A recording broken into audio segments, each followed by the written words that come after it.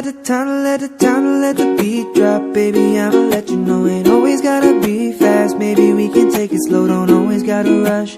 Gotta build that trust with two birds just singing that song, singing that la-di-di-do-di-da. Melodies go back and forth, you sitting on that G-string. Maybe I just struck a chord, the music's in your heart. That's where. Baik, yang pertama saya akan membahas tentang apa itu etika. Etika berasal dari bahasa Yunani yang artinya ethos. Ethos atau tempat tinggal, kebiasaan, adat istiadat, sifat atau karakter, atau cara berpikir atau bertindak. Ethos dibentuk berdasarkan jenjang pendidikan.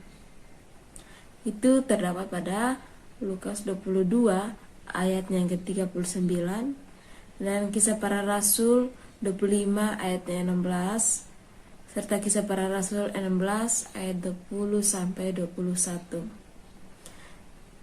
tentang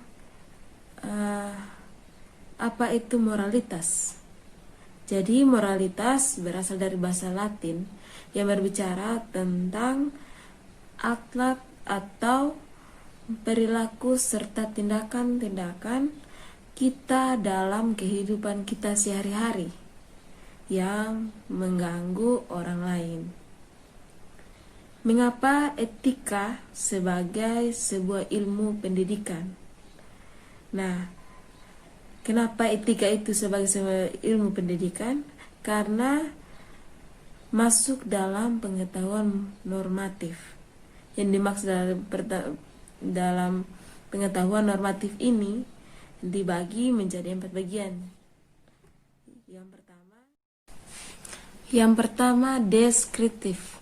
Deskriptif ini adalah norma dan bermacam-macam kebudayaan dari segala abad yang tidak bisa disamakan dengan zaman sekarang, atau zaman sekarang tidak disamakan dengan zaman dulu lagi.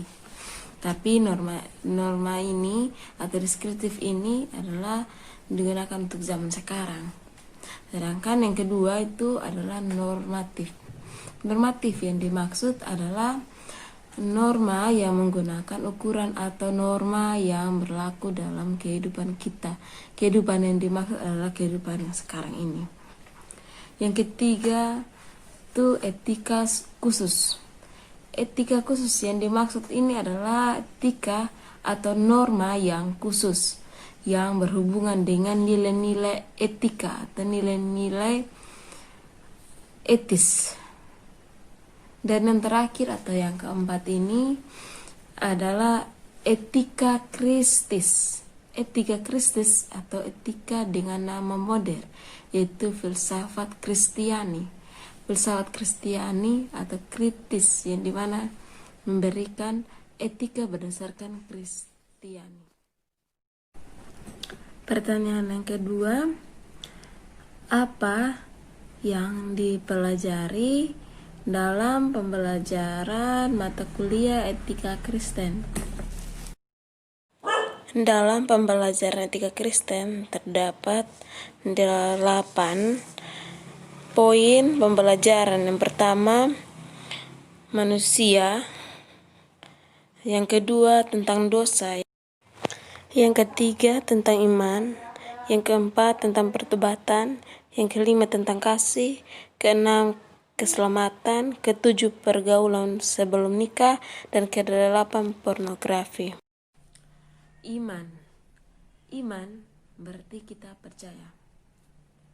Iman adalah perilaku yang diberikan Allah di dalam hati oleh Roh Kudus, yang dimana menggerakkan hati serta pikiran kita untuk tetap mencapai sebuah tujuan yang benar menurut Allah itu sendiri. Kata iman berarti aman. Kata iman berasal dari bahasa Yunani, yaitu pistis, yang artinya kepercayaan atau penyerahan kepada seseorang. Penyerahan atau kepercayaan yang dimaksud adalah penyerahan diri kita kepada Tuhan Yesus atau Tuhan Allah kita. Fungsi iman sebagai kekuatan dalam melakukan hal baik, percaya diri, tidak memiliki rasa takut, percaya memiliki Tuhan, tidak mudah jatuh ke dalam dosa atau salah jalan yang dimana jauh dari Tuhan. Pertobatan adalah cara di mana seseorang memperbaiki diri dari kesalahannya yang awalnya ia salah dan ia mau merubah dirinya ke jalan yang benar menurut kehendak Tuhan. Pertobatan itu mendekatkan diri kita kepada Tuhan dengan suatu jalan yang benar. Ada 2 jenis pertobatan. Yang pertama, pertobatan sejati. Pertobatan yang sejati itu adalah pertobatan yang terjadi dalam kehidupan pada diri kita sendiri, yang dimana kita mau sendiri untuk bertobat. Dan yang kedua, pertobatan kedua, yaitu tindakan orang percaya untuk kembali kepada Tuhan Allah, yang dimana sebelumnya ia jatuh dari Allah atau jatuh dalam dosa. Contohnya kisah Daud yang menyesali dosanya, yang terdapat pada Mazmur 51 ayatnya 9, 11 dan ayatnya ke-12. Dan Simon Petrus yang menyangkal Tuhan Yesus, yang dimana ia sadar bahwa ia salah akan perkataan yang ia lakukan itu. Ini tentang kasih. Menurut Alkitab, kasih itu kasih terhadap sesama manusia, sabar, murah hati, tidak cemburu, tidak memegahkan diri, tidak sombong, tidak melakukan yang tidak sopan, dan tidak mencari keuntungan dari diri sendiri, tidak pernah dan tidak menyimpan kesalahan orang lain. Jenis-jenis kasih diantaranya yang pertama, kasih agape. Kasih agape itu kasih yang tulus dari hati kita untuk menolong sesama kita. Yang dimaksud dari kasih agape ini yaitu kasih yang tidak meminta imbalan atau meminta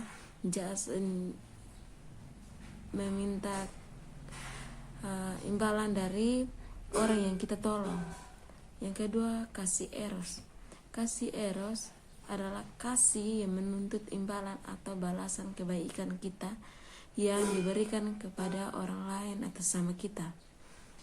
Kasih eros ini adalah kasih yang dimana kita melakukan atau menolong orang lain dengan kita menuntut balasan atas perbuatan yang kita perbuat terhadap mereka. Yang ketiga, kasih stroge. Kasih stroge itu kasih yang lain yang dengan kita, orang seperti sahabat, orang yang dekat dengan kita seperti sahabat atau teman kita sendiri. Yang keempat, kasih pilia atau kasih terhadap saudara dan keluarga. Kasih pilia ini adalah kasih yang dimana kita memberikan kasih kita kepada orang terdekat kita seperti orang tua kita atau saudara kandung kita.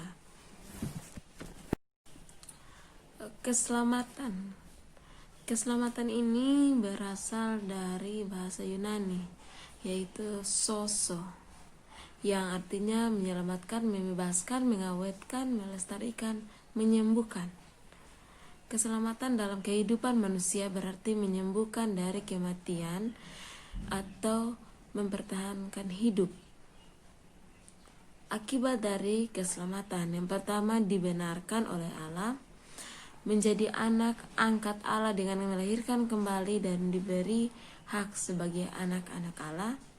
Yang ketiga, dikuduskan berarti merupakan kisah karunia Allah atau kasih karunia Allah yang percaya menjadi kudus dan suci serta mendapatkan kuasa untuk menyelamatkan dosa. Yang keempat, kesembuhan tubuh, yang dimana keselamatan yang dimana manusia yang telah jatuh dalam dosa sudah mempengaruhi tabiatnya, yaitu sifat jasmani dan rohani. Yang ketiga, tentang pergaulan pranikah. Pergaulan pranikah adalah pergaulan yang negatif, yang melewati batas aturan, yang melanggar norma agama dan norma kesusilaan. Faktor-faktor yang mempengaruhi pergaulan pranikah, yang pertama, kurang adanya kesadaran diri, yang dimana sikap atau perilaku dan situasi yang dimana menuntut sebuah keputusan yang diambil, yang dimana kurangnya ada kesadaran diri kita sehingga kita bisa melakukan pergaulan pranikah itu. Yang kedua, kurang dekat kepada Tuhan. Kurang dekat kepada Tuhan juga sangat berpengaruh pada pergaulan kita, yang dimana jika kita tidak dekat dengan Tuhan, maka kita akan cepat jatuh ke dalam dosa atau cepat tergoda dengan keadaan yang ada yang menuntut kita. Yang ketiga, gaya hidup yang kurang baik. Yang keempat, kurangnya didikan yang diberikan dari orang tua. Kurangnya didikan ini sangat berpengaruh atau sangat paling nomor satu di antara yang lain, karena dari didikan orang tua itu akan membentuk kita atau kepribadian kita, bagaimana kita ke depannya. Dan yang kelima, keadaan lingkungan keluarga yang kurang harmonis, dimana kita kalau melihat orang tuanya saja setiap harinya bertengkar, maka anak itu akan diam, tetapi di luar sana dia akan melampiaskan kekecewaannya dia, yang dimana ia melihat keluarga sering ribut, maka dia akan membuat dirinya itu tertekan sehingga dia cepat melakukan sesuatu yang tidak baik di luar sana. Jadi lingkungan dalam keluarga itu sangat berpengaruh juga. Yang keenam, minimnya perhatian orang tua. Jadi dari orang tua juga, jika orang tua tidak memperhatikan anaknya, maka anaknya akan bergaul dengan sesuatu yang salah, bisa sesuatu yang salah dan juga bisa sesuatu yang benar. Jadi perhatian dari orang tua juga sangat berpengaruh dalam pergaulan pernikahan atau pergaulan bebas ini. Dan yang ketujuh, pengaruh teman sebaya. Dalam pengaruh teman sebaya bisa berupa positif dan bisa berupa negatif. Dalam pergaulan ini kita atau seorang anak itu harus memperhatikan hal ini. Yang kedelapan, pengaruh internet. Pengaruh internet itu ada dua pengaruh. Yang pertama bisa berupa positif dan juga bisa berupa negatif. Yang berupa positif adalah bagaimana kita menggunakan internet itu dalam mengerjakan tugas, dalam melakukannya dalam positif. Sedangkan negatif bisa saja kita melihat menyebarkan kayak narkoba, atau bisa saja kita menggunakan internet untuk melihat video-video yang seharusnya tidak kita lihat atau tidak anak-anak lihat pada dasarnya. Dampak yang ditimbulkan dari pergaulan pranikah yaitu bisa hamil di luar nikah, aborsi, dan penyakit yang menular. Penyakit yang menular bisa saja HIV atau AIDS.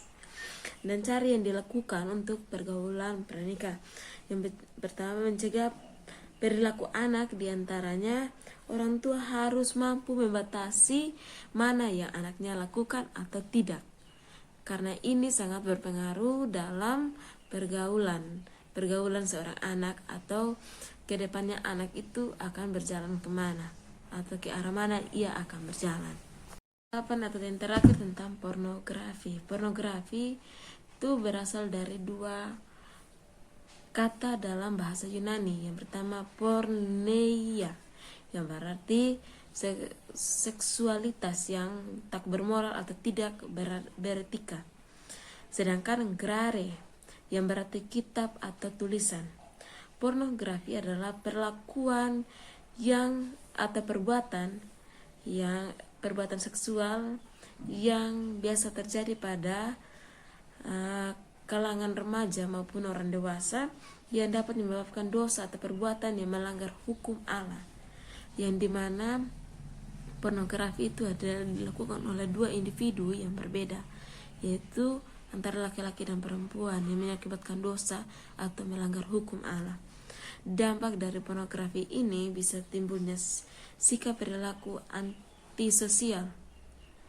Yang kedua, meningkatkan tingkat kriminal pada seksual, yang dimana laki-laki bisa memanfaatkan perempuan. Jika perempuan itu tidak melakukan pornografi itu atau yang awalnya hanya sekali, jika kalau keseringan atau tidak mau melakukan, seorang perempuan tidak mau melakukan, maka adanya kekerasan dari seorang laki-laki pada perempuan untuk memaksakan ia harus melakukan pornografi tersebut. Dan yang kedua, merusak tata nama norma-norma masyarakat, yang dimana melakukan pornografi berarti kita melanggar kesusilaan atau undang-undang yang ada, karena itu sangat melanggar dan sangat tidak seharusnya kita lakukan dalam lingkungan masyarakat. Dan yang terakhir, merusak harkat dan martabat manusia sebagai ciptaan Allah. Ini dalam melakukan pornografi itu kita sangat melanggar sekali